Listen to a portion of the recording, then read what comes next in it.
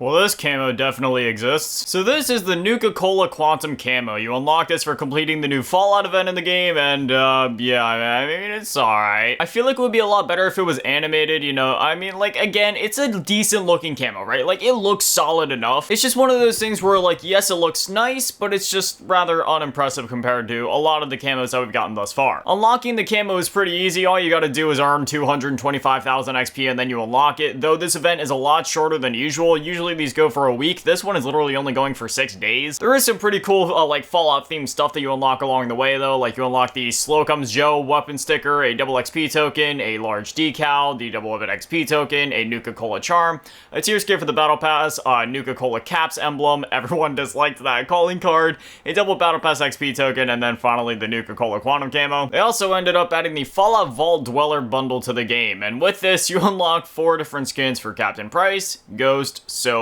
and Gaz. It features all of them wearing the iconic Fallout uniform. I mean, it looks good, right? Like, you know, it's just some of our favorite Call of Duty characters in the Fallout outfits. Like, I mean, yeah, you know, it's solid. And then it also comes with 2 blueprints, the first one being for the M16 called Vault-Tec approved, and this one I actually really do like the look of. Like, if this is what we could have unlocked during the event, you know, I think I'd have been a bit happier. And then they got the Atomic Disintegrator for the HRM9, and yeah, you know, this one is alright. It does come with a pretty cool, like, optic. It's sort of like a thermal type of thing, and when they actually shoot, like, yeah, the tracer rounds are pretty cool. It's also got the other typical stuff you'd expect, like different charms and emblems and calling cards and loading screens and all that. You know, you do get a good bit of this stuff, so it is pretty cool, but again, I don't buy microtransactions in games, so I would not be purchasing it, but it is pretty cool. It's just crazy that we're at a point with Call of Duty where before they only used to do crossovers with other kind of media, like anime, movies, and stuff like that, but now they're doing like full crossovers with other games. Like, yes, they have kind of done things like that in the past, but I don't know, it's just getting to that point where it's like, it feels like it's on an even bigger level now, where it's just like, you know, the walls have fully come down and Call of Duty's willing to cross over with just about anything. This critical countdown event is still going on, where you gotta, you know, just grind out all these different types of DNA. They just unlocked the last bit here, which I don't know why they waited so long to do this, man. We only have 5 days, and yeah, we gotta go around and collect like another 6,000 of the side toe, another 5,000 of the thigh, and another like 3,000 of the gua or whatever. I did unlock a good bit, but yesterday, like before I unlocked this one, like yeah, there was a lot more to unlock at first. So yeah, you know, for somebody like me that plays the game a lot, I mean, that's not gonna be a big deal. I'll be able to grind it out no problem. But for somebody else that only like plays, you know, maybe in the evenings or in the weekends, and like the fact that they only unlocked it when there's still like 5 days left before the event ends, like yeah, dude, that's kind of gonna be a struggle for the people with like jobs, you know, that go to work at 9 to 5 and only gets played for a few hours in the evenings. So hopefully everybody's able to finish up the event. Don't get me wrong, I'm loving all the different events and stuff like that they're putting into the game, but it's just one of those things where it's like, you know, I wish they could maybe switch it up and do what they did in the past, because don't get me wrong, I'm grateful. The bundles and the camos and all the free content that we're able to grind for is awesome. It would just be nice if maybe they could switch it up a bit more often like they used to, where it's like, okay, you have some where you're grinding on XP like this one,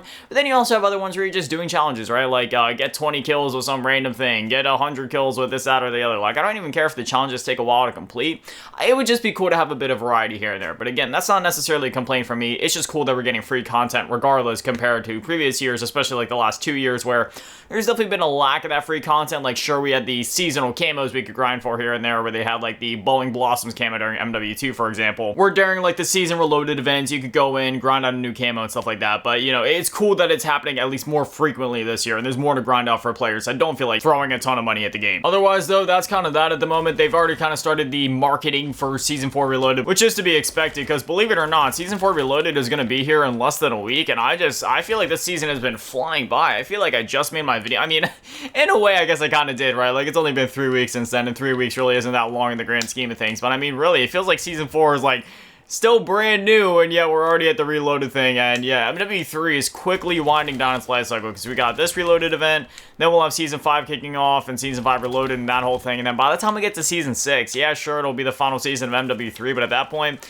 it's gonna be like beta time and full steam ahead on like Black Ops 6, so at that point, it's like, yeah, there will be some new content, maybe some events and stuff to do in MW3, but at that point, it's gonna be full steam ahead, all eyes on Black Ops 6, that's where like we'll be grinding and stuff like that. So I mean, yeah, this game, I can't believe I'm saying this, but it's already almost over. I feel like this year more than any other year, maybe it's just because, you know, I'm getting older and older, but it feels like the Call of Duty life cycles have just been getting faster and faster lately. And maybe that's just, you know, life in general, right? Like, again, maybe it's just because I'm getting older, so it's one of those things where time is just going faster and faster for me as a person, which I can definitely attest to. I feel like time has just been flying by lately, especially within the last couple of years. Life isn't what it was, you know, like a decade ago when I was a teenager, you know what I mean? Just going to school, coming home, playing Call of Duty, that sort of thing. No, now I'm making my way through my 20s. I mean, I'm still doing the same stuff that I did before, right? Still just grinding out a bunch of Call of Duty. Except now I'm an adult. Now I'm a full-time YouTuber, and I got other things that I gotta, you know, worry about and do on the side, like other responsibilities and stuff like that. So, I mean, like, maybe it's that, but seriously. MW3, more than any other Call of Duty, just made me realize how quick and short the life cycles for these games really are. Because, like, yeah, sure, Black Ops 6 is right around the corner, but I'm still at that point where, you know, I'm still kind of getting cozy with this game. You know, I feel like I'm just finally, I mean, like, you know, I've been settled into the game. I unlocked Interstellar and Borealis and Bioluminescent and all that stuff during like season 0, but I'm still kind of cozy with this game, you know what I mean? Like, it's the current Call of Duty, I'm just jiving with it, and yet Black Ops 6, not even like,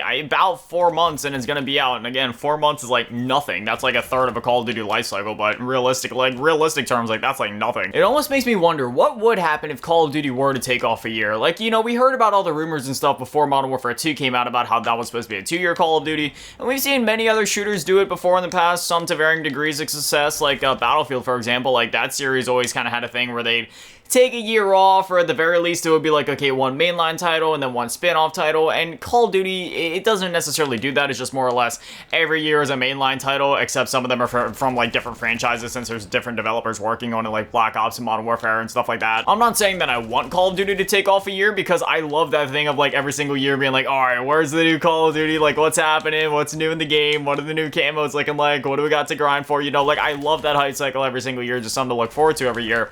But it really does, you know, it's just one of those like curiosity type of things where it's like, what would a 2-year Call of Duty life cycle look like? Would we have 12 seasons of content, or would we just have 6 seasons that are double the length? Like, well, like, what kind of crazy stuff would they do in the game? What kind of content would we get? Because you already know, if we had a 2-year supported Call of Duty, that would probably be like the ultimate Call of Duty, at least up to this point, in terms of just like amount of sheer content in the game, between multiplayer, maybe even campaign stuff, like maybe even like campaign DLC and like zombies and stuff like that. I mean, we already kind of saw what a 2-year cycle for zombies could look like back in Black Ops 3. If you remember, we got the initial 4 DLC packs for Black Ops 3 with Drak and Zetsubo and Gorod and Revelations, but then in year 2, during Infinite Warfare's life cycle in that summer, we ended up getting Zombie Chronicles 2, which was obviously like 8 remastered maps. I could only imagine if we got 2 years of content for a Call of Duty game, we could probably not only see like a Zombie Chronicles 2 happen again, but we'd probably also see like even more brand new maps compared to like any other Call of Duty that we've gotten in the past, which would be a really exciting prospect to see. But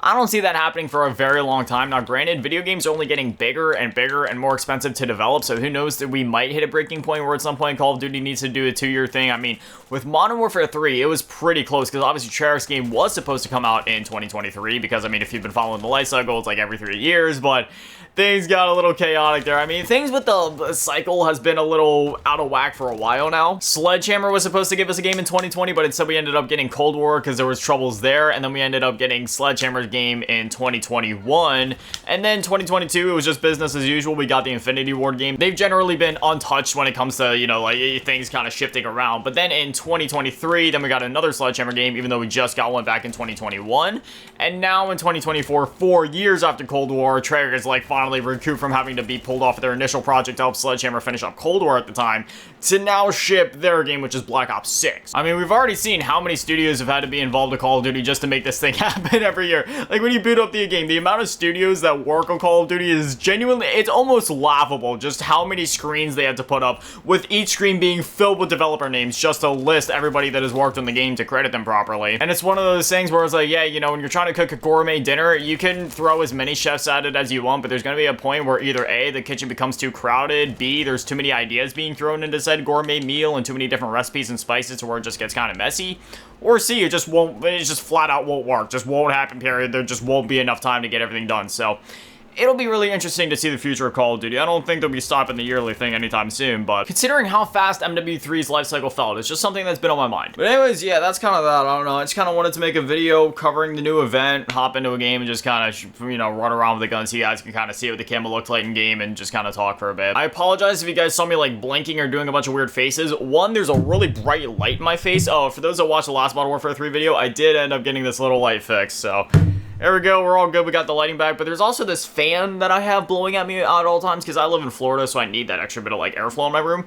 but it's, like, blowing at me in a weird angle, and it's, like, kind of, I don't know, it's just, like, drying my eyes out a bit, or just making me blink weird, so I apologize about that. I'm fine, don't worry. But, anyway, as always, massive shout out, thank you to all the Patrons, and general members, thank you to all the low ball tier, and every shout out, thank you to all the big balls here, my last community, Adam, and the big shout that's on GT Run, Events on Leticio. Thank you guys so much, guys, are literal legends. I love you. Thank you guys for watching, have an amazing day, stay beautiful, I love you all. Peace.